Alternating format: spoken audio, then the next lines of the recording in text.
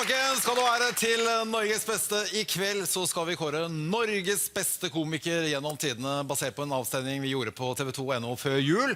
Og på tredjeplass finner vi ikke bare én, men to komikere som med sin musikalitet og perfeksjonisme ikke bare har blitt populære her hjemme, de har faktisk klart å erobre hele verden.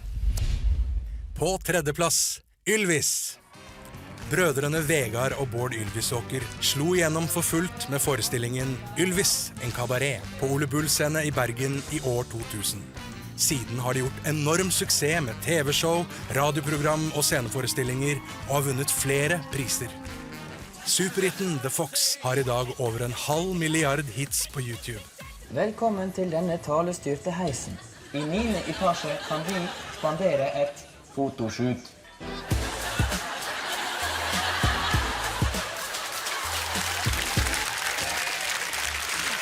Superbrødrene Vegard og Bård Ylvisåker. What does the fox say? Ring ding ding ding ding ding ding. Ring ding ding ding ding ding ding. Ring ding ding ding ding ding ding. What the fox say? Pow pow pow pow pow pow. Pow pow pow pow pow. Pow pow pow pow pow pow. What the fox say? Ja, hva synes du om å være med? Nei, det er kjempebra. Ja, så var bra versjon der. Veldig bra repertoar. Du, velkommen hit, og ikke minst gratulerer med en fin tredjeplass. Tusen hjertelig takk. Jeg mener, dere er jo så unge ennå. Ja, veldig unge. Dere har jo mange år igjen. Ja, nå må vi holde på det grå håret. Har du ikke fått noe grått? Jo, jeg har Masse Ja, grått. farver du det da, eller? Nei, det er grått. Det er grått, men det ser Ja, men det kan jo ikke samle så har seg på jeg midt, da. ganske mye her, sånn, som to øyne her. Men vi gir oss det. Vi legger den der. Vi legger den der. Ja, ok, greit. Du, første gang jeg så dere, det var jo i Rune Larsen-programmet Absolutt Norsk. Jepp. Og vi kan jo... Ungdomsprogrammet. Ungdomsprogrammet. vi kan jo unne oss et lite tilbakeblikk da, fra en av de første gangene dere to var på TV.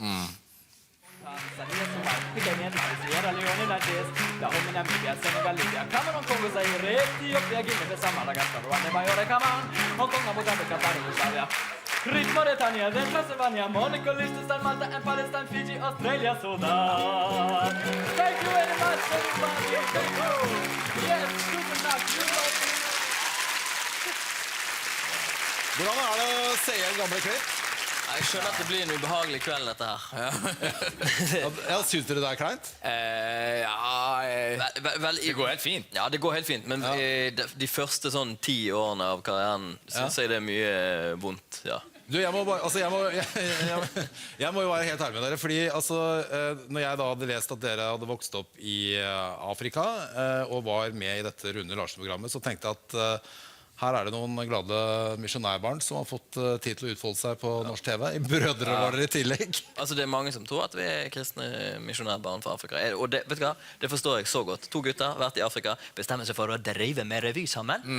Og de er så glad, og vi velger oss Rune Larsen som plattform. Det er ikke helt... Og på grunn av det så endte vi jo opp med et publikum som kanskje ikke var helt på vår egen alder, kan man si. Og vi skal jo sånn, i 2004 tror jeg vi spilte på i klubben i Tønsberg på sommeren der vi for det første var liksom kvarter for sent ute, for det var så mye rullestoler som skulle inn. Og det var ikke folk som var skadet eller sånt, det var bare folk som ikke kunne gå lenger. Og da satt vi etterpå, så tenkte vi, hva gjør vi om 10 år? For da er jo alle i publikum vårt er jo døde da. Nå må vi gjøre noe. Nå må vi gjøre noe, vi tar noen grep. For vår del så var det å begynne å jobbe i P3, et slags sånn vendepunkt. Da merket vi at ok, vi kan faktisk gjøre det som vi liker, og så kan vi faktisk få respons på det også. Så det... Og medie, altså radiomedie var liksom, da nådde vi jo ut til folk på vår egen alder plutselig. Radio er jo ungdomsdings. Det er jo sånn, det er jo særlig P3 da, den er jo skikkelig... Ja, den er hipp. Hvordan jobber dere sammen? Av og til da, så har vi jo deadliner der vi liksom skal ha gjort noe ferdig, og da sitter vi jo sånn. Men nå for eksempel, når vi er i en fase der vi skal liksom prøve å finne på nye ting eller sånt, det kan jo komme her nå, sant? Da kan vi plutselig lage sånn, komme på at, det var et gøy å parodiere sånn program med en sånn fyr som sitter i sånn dress og sier ja og sånt. Og da, men sant, da er jo det her det skjer. Det er jo ikke vits å sitte på kontoret og komme på det. Nei, du kan jo ikke... Det er ikke det en veldig dårlig unnskyldning for ikke å komme på jobb? Jo, men det funker. Og det er litt sånn, altså er du sur en dag, så da kan du sykemelde deg. Det er jo ikke vits å liksom komme på jobb hvis du er steik forbannet. Altså, du kan jo ikke lage humor da. Så når jeg er sur, så ringer jeg og sier jeg kommer ikke på jobb. Ja. Du kommer av og til på jobb når du er sur. Ja, ok.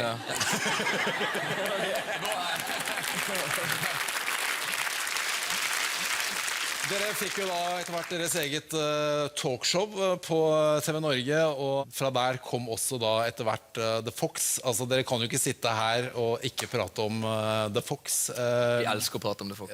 Det er veldig bra. Jeg trodde dere hadde pratet så mye om det, men dere har kanskje ikke det? Nei, det interessante er jo at folk skammer seg litt for å spørre. For de tenker at dere er så lei av den, og dere synes han er teit, for dere står i drevekostyme og alt sånt. Men jeg bærer på en måte det med stolthet, den låten der, den ble jo litt sånn det vi ville at den skulle bli. Den er jo helt idiotisk og dum, og så fikk han et liv for seg selv som vi aldri hadde drømt om. Men vi spiller den jo av og til, men vi spiller den jo ikke så ofte at jeg synes fremdeles det er helt kult å spille den på en konsert. Og når dere da reiste ut i den store verden, så opplevde dere jo veldig mye. Altså, vi må bare, før vi prater om det, så må vi bare vise et klipp her fra Asian Music Awards i Hong Kong.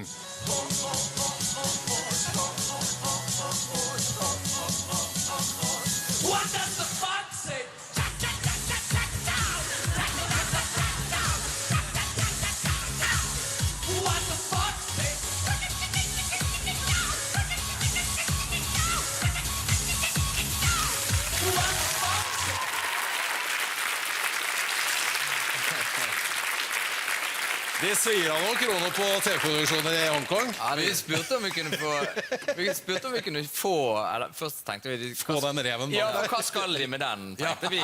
Og det synes jeg jo helt riktig å tenke. Og vi kunne kjøpe den for, hva var det, $35,000? Ja, den skulle jeg ha. Nei, vi venter, vi kuler den litt da. Men den var lagd for det showet? Det var helt fantastisk når vi første gangen når vi øvde med denne reven der. Jeg skulle stå inni favn til reven der.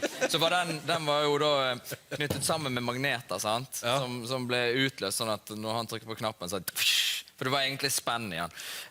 Og den hadde ikke de trimmet helt da. Så første gangen vi hadde generalprøve med publikum og alt, så løste ikke den ut. Så jeg satt jo fanget inni reven der, og så tenkte jeg må jo gå ut, for denne her løste seg ikke opp. Så begynte jeg å klatre opp sånn, og så endte med at jeg liksom satte meg fast nedi og ramlet ut av denne greien der. Og til og med på sendingen så går det for sent. Ja, det er veldig gøy. Dere er jo usedvanlig flinke til å improvisere. Det har vi jo sett gjentatte ganger. Og her kommer et eksempel på akkurat det. Nå hør! Reis dykk, for her kommer Norges statsminister. Ja, folket det stopper, og alle de glor. Sånn er det å være hele Norges mor. Sånn er det å være hele Norges mor. For Høyre, hun kan jo aldri få nok av fløytespill og diger lur. Jeg tror jeg kan få nok av det, jo, takk. En ting er sikkert at disse tre, de får ikke være med.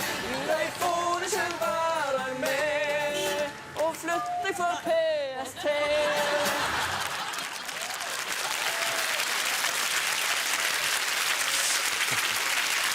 Ja, det er helt tydelig. Gutter, helt til slutt her, hva er planene for dere nå i nærmeste fremtid? Enten skal vi fortsette å lage talkshow, eller så kanskje vi klarer å lage noe annet. Hvis du ser oss lage talkshow igjen, så har vi feilet med å lage noe nytt. Okay, så planen er ikke å lage talkshow, men det kan hende at det ender opp med det likevel. Det er en backup-løsning. Tusen takk for all glede dere har gitt oss, og lykke til videre. Tusen takk for det. Ylvis, mine damer og herrer.